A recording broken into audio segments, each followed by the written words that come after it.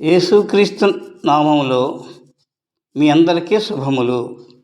ఈరోజు మనము మార్కు సువార్త నుండి కొన్ని ప్రశ్నలు, వాటి సమాధానములు తెలుసుకుందాం. 1. మనుష్య కుమారుడు పరిచారం చేయించుకున్నట్టుకు రాలేదు కానీ మరి దేనికి వచ్చాను అని యేసు అంటున్నారు. జవాబు: మనుష్య కుమారుడు పరిచారం చేయించుకున్నట్టుకు రాలేదు కానీ పరిచారము చేయుటకును, అనేకులకు ప్రతిగా విమోచన క్రయధనముగా తన ప్రాణము ఇచ్చుటకు వచ్చెనని యేసు చెప్పాను. 2.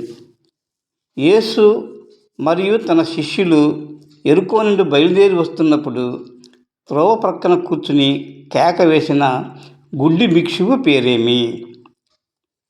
జవాబు: తీమయి కుమారుడగు బర్తిమయి అను గుడ్డి భిక్షువు త్రోవ ప్రక్కన కూర్చున్నాడు.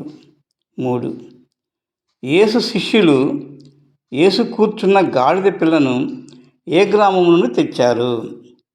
జవాబు: యేసు శిష్యులు యేసు కూర్చున్న గాడిద పిల్లను ఒలీవల కొండ దగ్గరనున్న బేత్పగే బేతనియా అను గ్రామం నుండి తెచ్చెను. 4. అంజూరపు చెట్టును ఏ గ్రామం నుండి వెళ్ళుచూ చూచి కాయలు లేనందున ఆ అంజూరపు చెట్టును శపించెను?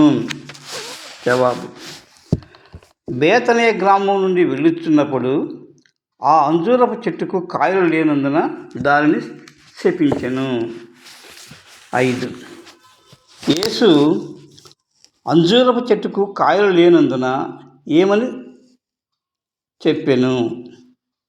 జవాబు: ఇక మీదట ఎన్నటికి నీ పండ్లు ఎవరునూ తినకుందురుగాక అని కాయలు లేని అంజూరపు చెట్టుతో చెప్పెను. 6. బోధకుడా, ఇదిగో మనము ఈ మార్గమున పోచున్నప్పుడు నీవు శపించిన అంజూరపు చెట్టు ఎండిపోయినని చెప్పిన యేసు శిష్యుడు ఎవరు? జవాబు: యేసు శిష్యులలో ఒకడైన పేతురు నీవు శపించిన అంజూరపు చెట్టు ఎండిపోయినని యేసుతో చెప్పెను. 7.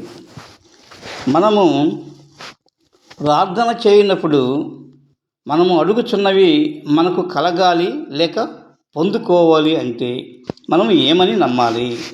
జవాబు: మనం ప్రార్థన చేయనప్పుడు మనం అడుగుతున్న వాటి నెలను పొంది ఉన్నామని నమ్మాలి. అప్పుడు అవి మనకు కలుగునని యేసు చెప్పెను. Thank you.